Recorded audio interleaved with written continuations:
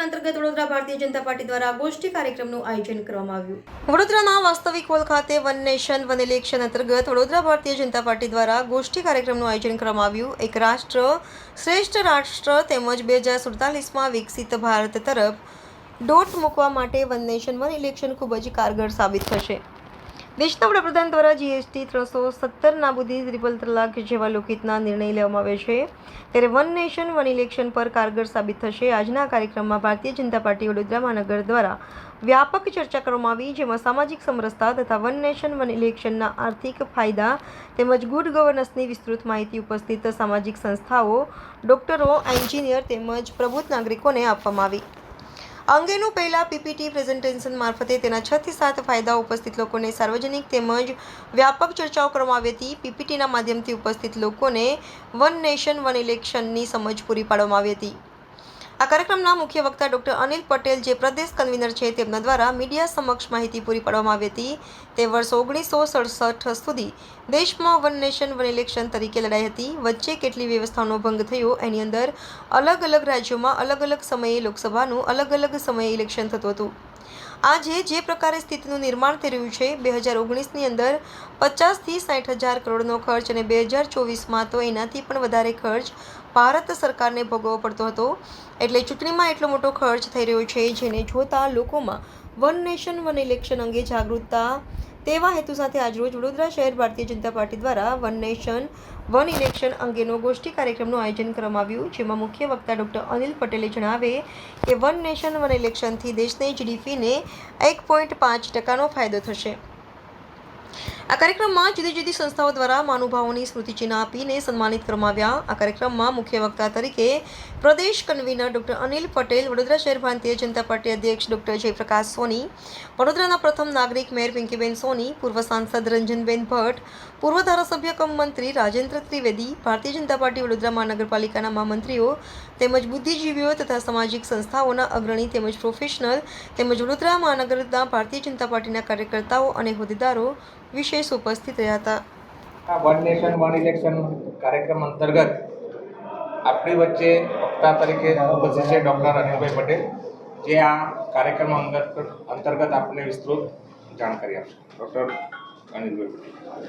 આજે Vadodara મહાનગરમાં one nation one ઇલેક્શનના સંદર્ભમાં એક પ્રકારના કાર્યક્રમનું આયોજન થયું છે.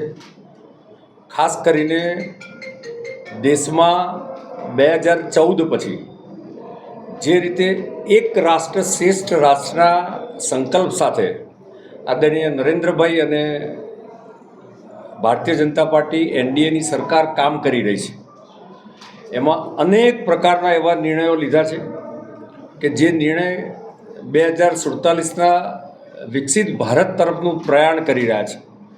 એવા નિર્ણયોમાં જેમ કે one nation one tax GST હોય, એક રાષ્ટ્ર એક સંવિધાન 370ની કલમની નાબૂદી હોય, એક સરખા સંવિધાનિક અધિકારો, અનેક પ્રકારના નિર્ણયો લીધા છે.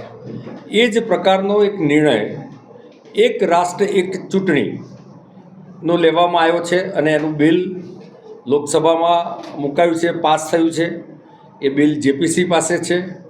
પરંતુ સાથે સાથે સમગ્ર દેશમાં વિવિધ રાજ્યોમાં પણ એક બિન રાજકીય આંદોલન અને એક સર્વજનનું ઇન્વોલ્વમેન્ટ થાય, વ્યાપક ચર્ચાઓ થાય અને એ વ્યાપક ચર્ચાઓના આધારે આવનારા સમયમાં વન નેશન વન ઇલેક્શનના જે કંઈ બેનિફિટ્સ છે અને દુનિયાના પ્રગતિશીલ દેશોમાં જે રીતે વન નેશન વન ઇલેક્શનના ફાયદા થઈ રહ્યા છે, પછી એ સામાજિક સમરસતાનો વિષય હોય, એ સંવિધાનિક અધિકારોનો વિષય હોય, એ આર્થિક ફાયદાઓનો વિષય હોય કે ગુડ ગવર્નન્સનો વિષય હોય, એ વિવિધ પ્રકારના વિષયો લઈને વન નેશન વન ઇલેક્શનના કાર્યક્રમ આજે વડોદરા મહાનગરના વિવિધ પ્રકારના એનજીઓસ, જુદી જુદી